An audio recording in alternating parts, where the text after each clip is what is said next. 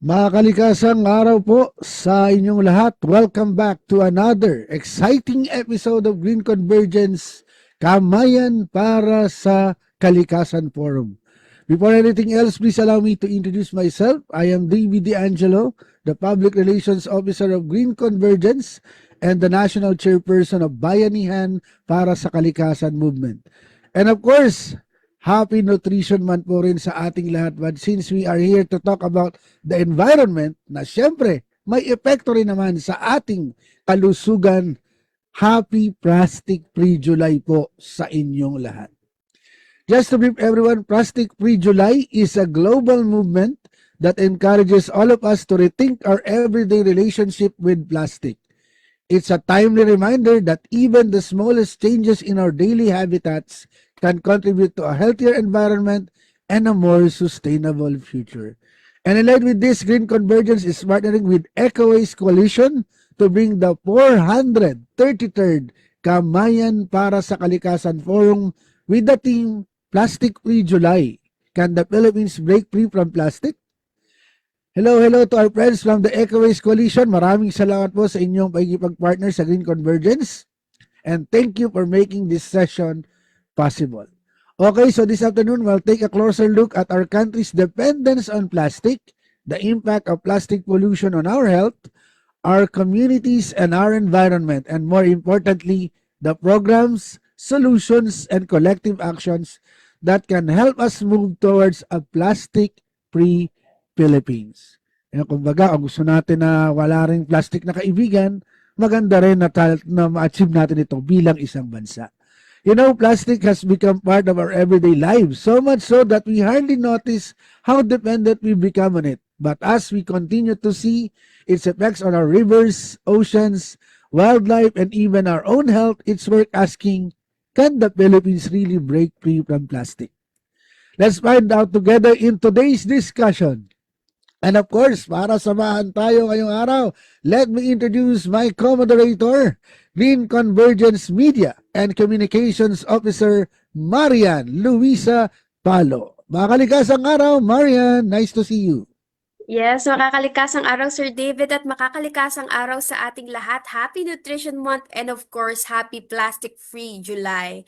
I am Marian Luisa Palo, Media and Communications Officer of Green Convergence, and I am delighted to be joining you all once again as co-moderator for this month's Kamayan para sa Kalikasan with the timely theme, Plastic Free July, Can the Philippines Break Free from Plastic? In partnership, of course, with the EcoWaste Coalition. Tama po mga sinabi ni Sir David kanina, no? Plastic has become such a normal part of our everyday lives that we often don't stop to think about its long-term impacts. All right. Of its long-term impacts, but when we look at the growing problem of plastic pollution in our communities, our waterways, and our oceans, we begin to realize that it's not just an environmental issue. Widely, it's also a public health, economic, and social concern. Kaya naman, in observance of Plastic-Free July, let's all take this opportunity to reflect on our country's dependence on plastic, understand the consequences as well as the nuances of our throwaway culture, and explore practical solutions that can help us move toward a cleaner, healthier, and more sustainable Philippines. Kaya naman, to help guide us today in today's discussions, Green Convergence and EcoWaste Coalition have invited distinguished resource speakers and experts who will share valuable insights on the realities of plastic pollution as well as the everyday actions that can help us break free from plastic. We also encourage everyone to actively participate throughout the forum. Feel free to share this live stream. We are live on Facebook, but due to technical difficulties, sa Ako Ang Bukas page po tayo naka-live right now. I-fix po natin yan sa ating next Kamayan. Pero for now, sa Ako Ang Bukas po muna tayo naka-live, no? Pero naka-share naman po siya sa page ng Facebook ng Green Convergence. So tag your friends and invite them to join in the conversation. The more people we reach, the more we can inspire meaningful action toward a plastic-free future. All right, back to you, Sir David. Thank you, Marian. Alam mo, the most concerning news I think I read just this morning is that microplastics even reach our kitchen, ano? May nasa mga vegetable na natin, nasa mga pagkain natin. So very, very important Yes. yung topic today, lalo na Nutrition Month din. So maraming salamat muli. Tawagin natin. Let's call on the sectors. So click the react option in your Zoom screen. Pag natawag po yung inyong sector, heart reaction, so we can see you and recognize you all. Alright, tanongin natin. Heart react naman dyan, yung mga mula sa academe sector. Magandang makakalikasang hapon po. Yung, Ayun, from Lasal. Good natin afternoon from po. the academe. Maraming salamat po sa inyong pagpunta. Mga CSOs and NGOs, civil society organizations, yan, mga community orgs. Ayan. Talaga namang nasa mga komunidad din. Magandang hapon po sa inyong lahat. Ang media, members of the media, mga content creator, mga influencer, kung meron, kasama na rin yun, mga new media na tinatawag, mga kalikasang hapon po sa inyong lahat. Yes. Ayan, mga mula sa church-based organizations at mga nasa simbahan, mga kalikasang hapon Faith-based. po. Yeah. Ang mga businesses. Kalikasan hapon. Ayun, yes po, mga kalikasang hapon po sa inyo. Mga businesses, hopefully mga green businesses, itong mga nandito sa atin. Kung hindi green, magpaka-green na po kayo. Ayan. Magandang kalikasang hapon po. Mga government, from the government. Ayan. Yeah. Mga Good kaligtasang afternoon po. siyempre mga students, no? Mga nasa paaralan, mga students natin, school-based organizations, at mga iba pa, ayan. Mga youth, kabataan, no? Ang pag-asa ng bayan natin ngayon at sa hinaharap. Ayan. Welcome, welcome po sa inyong lahat. Mga kalikasang araw muli. At yan, there we have it. I think we can officially proceed now. So as we gather this plastic-free July to reflect on one of today's most pressing environmental challenges, it is only fitting that we hear from an energetic and passionate leader who has consistently championed sustainable solutions and collective environmental action. To formally open today's Kamayan para sa Kalikasan Forum, please join me in welcoming the President of Green Convergence, Miss Victoria Vicky M. Segovia. Makalikasang araw, Miss Vicky. Thank you, Dave. Makakalikasang hapon sa ating lahat. Before I start, may I acknowledge the presence of Father Momoy, the healing priest from Albay, Father Momoy Efren Borromeo. Magandang hapon. Magaganda po kayo sa hapon. Salamat po for coming. July is declared as Plastic-Free Month. You know, in the early 1970s, I went to Thailand and I saw for the first time that people would pour their soft drink on a plastic pouch with a straw. And I thought to myself how smart they are because they do not need to go through the inconvenience of returning back the soft drink bottle to the stores as we had been doing since I was a child. Fast forward to our present time. We learned that plastic pollution has become one of the biggest environmental problems in the world. We learned that every year, millions of tons of plastic waste end up in the oceans, harming marine life and polluting beaches and coastal waters. According to a report, the Philippines is the #1 culprit in releasing the largest amount of plastic waste into the Pacific Ocean. I will not discuss this because we have expert guests who will lead us in the discussion this afternoon about this phenomenon. But I would like to inform you instead that Green Convergence is marking its 15th anniversary this year, and we would like you to celebrate with us, to be part of the celebration. We are also now starting preparations for the 6th Philippine Environment Summit that we will hold in Zamboanga City on February 2027. So I hope that you too are getting ready to join everyone who would like to come together for the conservation of our planet. On the other hand, it is with a very heavy heart that I inform everyone that our indefatigable environmental warrior, Tet Lawrence, her full name is Maria Teresa Campos Lawrence, passed away last July 7. We remember her as one of the pioneers of the environmental movement who worked hard for the passage of vital environmental laws such as the Clean Air Act, the Clean Water Act, and many other campaigns for environmental sustainability. We deeply mourn her passing, and in her memory, commit ourselves to continue what she fought for. We, the living today, continue with our pursuits and the daily challenges of life. I would like to greet a member of the GC Board of Trustees who is celebrating her birthday today. Engineer Juliet Manlapas, happy birthday to you. And so with that, let us take a deep breath and prepare to be part of the interesting discussion on the issue of plastic. When one is not sincere, we say, plastic siya. Hindi ba? I thank our esteemed guests who will share with us today how to manage the issue we call plastic. Good afternoon, everyone. Maraming salamat, Miss Biggie, for the very insightful opening remarks. Alam niyo mga kasama, no? Very interesting and very timely yung ating Kamayan para sa Kalikasan Forum today. Kasi coincidentally po, on Monday, ang daming pag-uusapan tungkol sa solid waste management at isa po dyan, yung isang Senate bill na naglalayon na mag-regulate ng single-use plastic. So this is very important na doon sa mga gustong a-attend nung hearing na yan on Monday ay magkakaroon po ng guidance tayo para dyan. So thank you again, Miss Vicky, para sa inyong napakagandang opening remarks. Marian?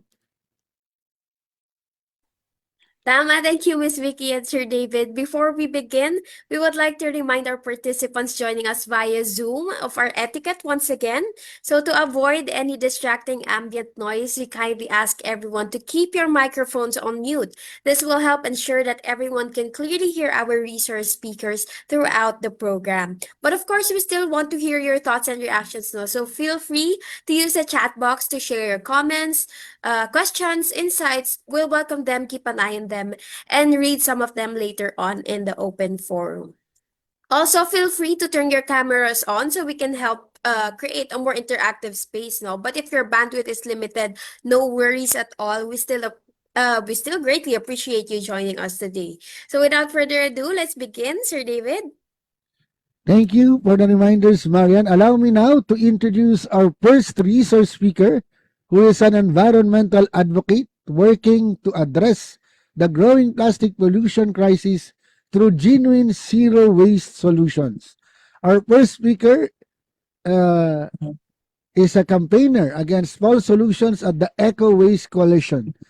They advocate for environmentally just approaches to waste management while campaigning against harmful and unsustainable practices that worsen the plastic and waste crisis.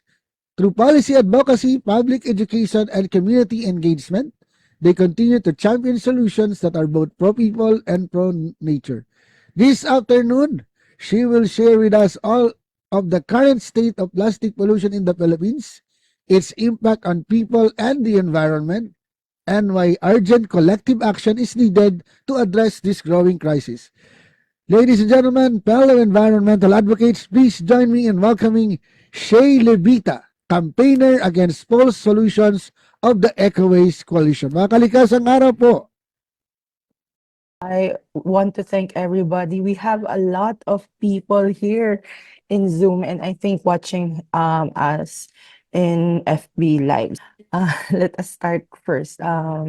So as I am designated here to talk about plastic pollution, let me first start that I know that many of us are accustomed into seeing posts and trending stories that the Philippines is the number one polluter of plastic pollution in the whole world. I would like to debunk it first because before anything else, we should also realize that there are a lot of problems, a lot of issues, such as waste colonialism, that rich and powerful countries are putting their waste into us. And yeah, that's why we should not be so guilty on that part, because we are just powerful countries are just putting our waste here and we are being blamed because of that. So yeah, here it is. So let me start. So right now, I always start with my presentation on the current waste crisis here in the Philippines. Um, Based on the data that was given to us by the Department of Environment and Natural Resources through the National Solid Waste Management Council and other allied groups who are working with waste, our country generates approximately 2.7 million tons of plastic waste annually. So it is, and believe it or not, it is a very small percentage on the whole waste generated by the wait, can you see my screen? Napos po ata in screen sharing. Yes. Okay. Ayan, okay Um, na po. Thank you. okay, thank you very much. So it is just a small percentage of the whole generated waste of our country. Apparently, more than half of our waste that are being generated every day is biodegradable or nabubulok, almost 65%. And the plastic waste that we generate is just like 20 to 15 to 20%. So we shouldn't be again. I am here. I am here to release our guilt on the plastics crisis, because apparently, based on studies and based on our everyday lives, it is not our fault that the blame is being put into us Filipino people, because we are being branded as the number one polluter of plastic in the whole world. Between 20% to 35% of this waste leaks. So apparently our waste are being leaked into the rivers, coastlines, and oceans. Up to 74% of our leaked plastic actually escape from unmanaged open landfills near vulnerable waterways. So yeah. So again, let me start again on our culture. I know many of us po, siguro naabutan natin yung ating kultura ng pagtitingi, where we bring our own containers to have, for example, to buy a 5 peso amount of oil, a 10 peso amount of soy sauce or vinegar. And we go to our stores, our sari-sari stores, bringing our own containers. But right now, corporations took an advantage of that kind of culture, where they did not just took advantage of that culture, they also sinakop nila yon, and then they package it into something that they are offering as convenience. That's why the sachet economy was born. Ano, many of us cannot really buy bulk amount of shampoos, of condiments, and any other. That's why our culture of tingi is now being hostage by these corporations and giving us a false narrative of convenience by packaging it into small plastics, because it is easier to buy and it is much cheaper. That's why it results into the disposal of nearly 60 billion single-use sachets in the country every year, no? And it is a recycling dead end. These sachets are made of multi-layered laminated materials. And as we all know, plastics are being made up from fossil fuels. And manufacturing these plastics really is really environmentally very degrading kasi nga ang daming fossil fuels na nagagamit sa pagbuo ng mga plastics, and then sa pag-recycle nito, and then at the same time where saan napupunta at dapat saan napunta yung mga plastics na ito. They have zero residual value. Actually, it is good to hear, no, from Ma'am Michelle na ngayon na gagawa na ng paraan yung mga sachet, ganun. Pero dati wala talaga siyang value. We have many IWS, informal waste sector workers na nagsasabi na itong mga sachet hindi talaga siya nare-recycle. Kaya ang nangyayari, ito yung mas maraming basura, ano, na hindi siya hindi siya napoprocess, kaya at hindi siya dati kinukuha ng mga producer nila. So mas marami yung kalat ng mga sachet and mga single-use plastics, no, making them virtually impossible to recycle under conventional systems.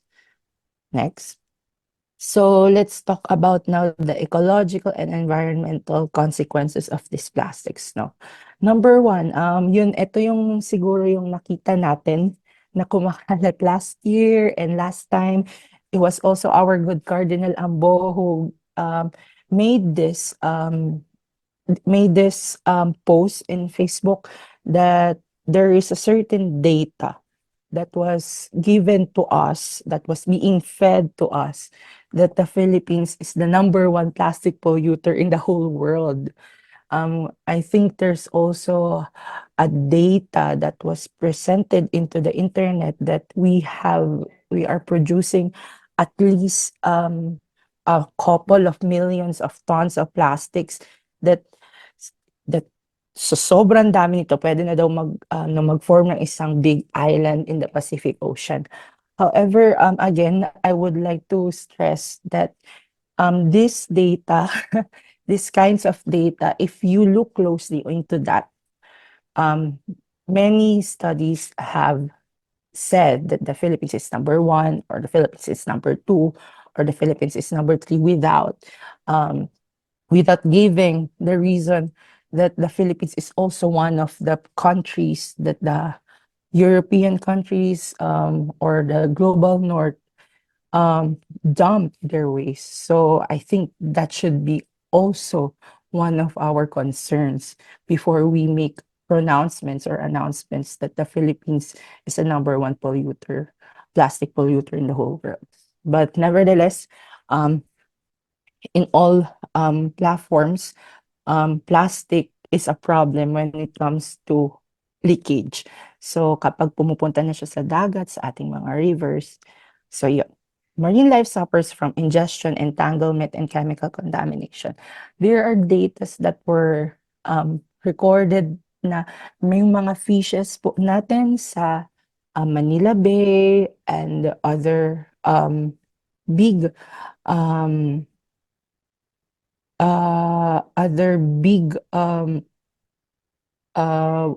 bodies of water ay nakakakuha ng mga isda doon, and when they open inside of the fishes and other marine creatures there, they can see bottle caps, sachets, even straws, disposable utensils, which are very sad because when they ingest that plastic, of course, they kind of digest it.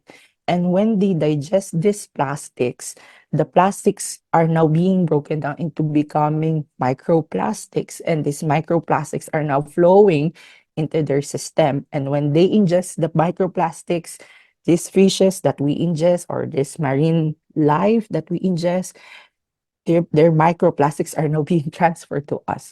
That's why it is also a very big public health issue right now. There are many researches from prominent public health research centers that that are being released right now, and they are telling us that microplastics is very evident on the human body. Imagine, there is a research study last year by Harvard, by John Hopkins University, that microplastics are now can be found in our bone marrow. Imagine that po, no? Na yung mga microplastics na hindi naman dapat napupunta dun sa mga parte ng katawan natin ay napupunta dahil nga doon sa problem natin sa plastic. Yung mga microplastics na nai-ingest ng mga kinakain natin, then yung mga kinakain natin napupunta sa atin. So that's it. So these toxic particles enter our food web and then eventually bioaccumulating in human seafood supplies. So yeah. Again, mismanaged plastic. And of course, as we all know, kaya nga po nakikita din natin right now, kapag nagbabaha dito sa Metro Manila and other, I guess it's not just a Metro Manila problem. It is a problem. It is a Philippine problem in our country, that kapag sinasabi nila na kapag may nagbabaha sa isang area or sa isang lugar, kapag nakikita natin nagde-declogging yung mga MMDA or yung mga public safety offices ng iba't ibang LGUs, ang mga nakikita nila, sobrang daming sachets, sobrang daming plastics. Kasi ito yung mga bagay na kapag nagsama-sama sila, they form very big clogs and they clog our floodways, waterways that, of course, na nagdudulot ng mga malalaking pagbaha sa atin. And yes, of course, our plastic pollution also is a socioeconomic issue because number one, governments worldwide are implementing policies to reduce plastic waste such as ban of single-use plastics and incentives for recycling. It is now being seen as one of our humanity's greatest issues right now, because yung waste crisis natin hindi lang siya very local here in the Philippines. It is also being solved outside of our country. That's why we have a global plastics treaty right now, that the different world leaders are now discussing on how to combat or how to solve this plastics issue, because as we all know, a single-use plastic can outlive all of us. And when a single-use plastic propagates, no, sobrang dami ng mga plastic na ma-outlive tayo, and these plastics break down into microplastics that really affect our human lives, and at the same time it affects the livelihood of many people, such as our fisher folks, our farmers, and many more, because these microplastics can really have a toll on our human bodies. Specifically in each sector, no. First, the fisheries and aquaculture. Maraming nagsasabi na isa sa mga problems right now in our country is mas marami pa yung nakukuha at nabibingwit na mga basura kaysa sa mga isda, which is very sad. We have this fisher folk from Cebu, from Minglanilla, who told us that in every 5 kilograms of fish, somehow they also caught or catch 10 kilograms of plastic waste from the sea, which is very sad. Mas marami pa yung nakukuha nilang mga basura compared dun sa mga isda.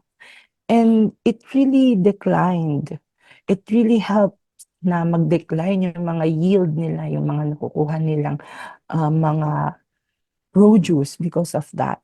And of course, if we put it into our figures, almost 12 billion peso is being in peril because 200 it is based on the data that was given by the government. 260,000 fisher folks are being affected by this plastics crisis. Second is our tourism. Littered beaches and damaged coral reefs ruin the country's natural appeal. We can see, of course, the situation in Manila Bay, na sobrang dami, mas sabi nga nila, makikita ka pang plastic, may makikita ka pang plastic kaysa sa mga isda, which is very sad again, because, tourism really contributes 20 billion pesos to our national GDP, and it is again in peril because of this crisis. And last, as I have always discussed earlier, the plastics crisis is also a public health crisis because stagnant floodwaters caused by plastic blockages increase the transmission of waterborne pathogens. Kaya din nagiging correlated din yung pagtaas ng mga um, kaso po na malaria or dengue kasi yung mga waterways natin imbes na nagfo-flow sila freely, it is becoming stagnant because of the blockages. And of course, the microplastic leakages, no? So, ayun. And yeah, that's why we are always pushing our government, no? Na it is not the public's fault that we have a waste crisis because as we all know, or as many of us know, especially here in our In Conversions Coalition, we have particular laws, no? May mga batas tayo na nakalaan to combat this crisis. And number one of that legislative procedures that we can protect ourselves from this we're supposed to protect ourselves into this plastic waste crisis is the RA 9003 or the Ecological Solid Waste Management Act, which really tells our local government units to decentralize solid waste management. Every LGU should have a materials recovery facility or a kind of process or a kind of process that really address their waste management, particularly the plastics, And of course, that's why we have a plastics crisis right now is because of our weak infrastructure and of course the weak implementation of this law, And also there's this one law, which is a very good law actually, that was passed during the pandemic, through the push of our environmental defenders and environmental advocates, which is the EPR or the Extended Producers Responsibility Act, because it is very evident that the plastics crisis, kaya tayo merong plastics crisis here in the Philippines and waste crisis here in the Philippines is not just because it's not just a problem of discipline. It's not just because we have a weak implementation of RA 9003. It is also because of the corporations that are being greedy enough, that are being not accountable enough of the amount of plastics that they are producing and then they are giving to the public. So that's why the EPR law was made. That's why it mandates the companies that the amount of plastic that they release should be taken care of by them, not by the public or not by the government, but by them. Because of course, we're in this mess in the first place because of them. If you are not producing plastics, and then we will not have this kind of problem. So ayan, this law has a target that should have been I think dapat maabot na natin in 2025, 50% of plastic footprint should be recovered by these corporations. And right now, I think based on the data of DNR, it is not met yet.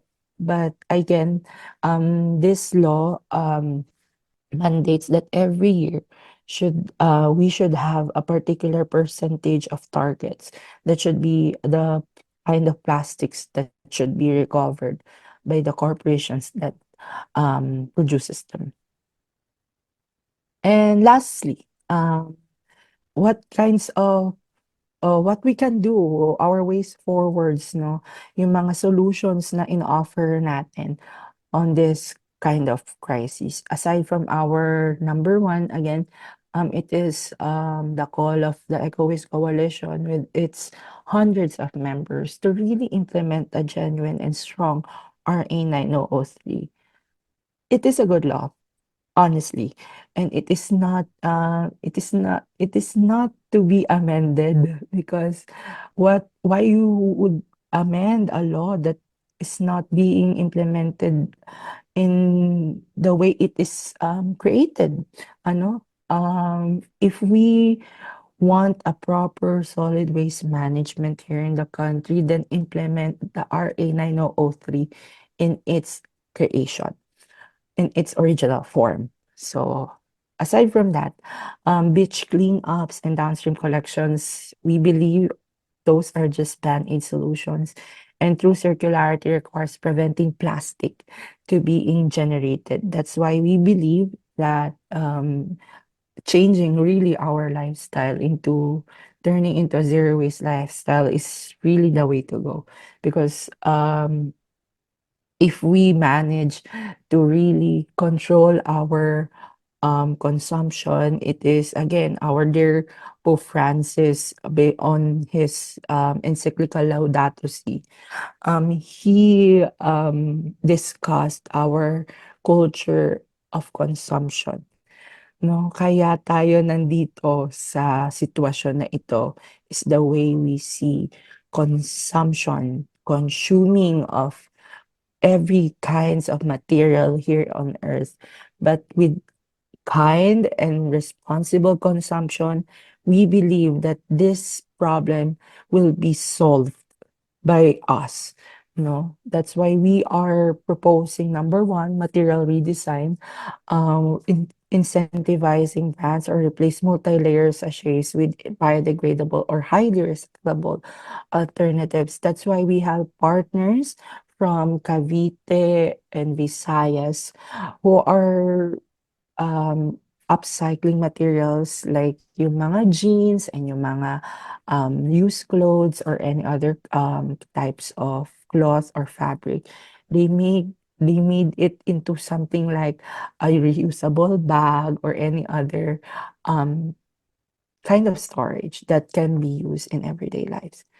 Second is establishing refill and reuse networks. Again,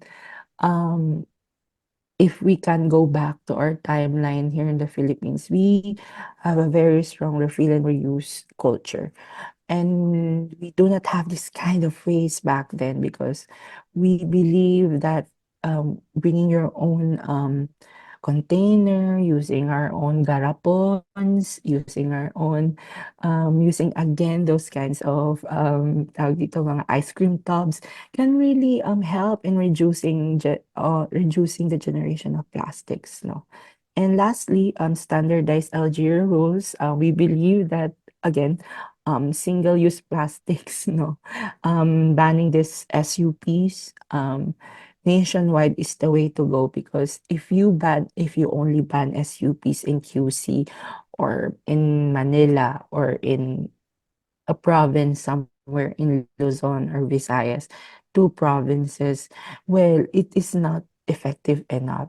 We should have a standardized national ban on single-use plastics because these single-use plastics make up most of our plastic waste based on our data. So again, that's it. It is a very short presentation and I would love to talk about it with you more through your questions and manifestations. Again, thank you very much and I apologize for being late po. Thank you very much all.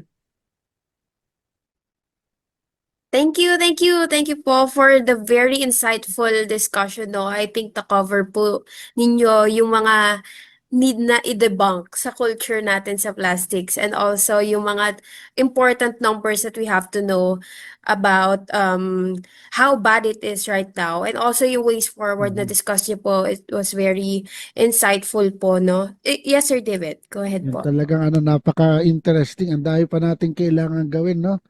And hopefully, with our united move towards plastic-free Philippines, makakaya po natin. Later on, we will have time for the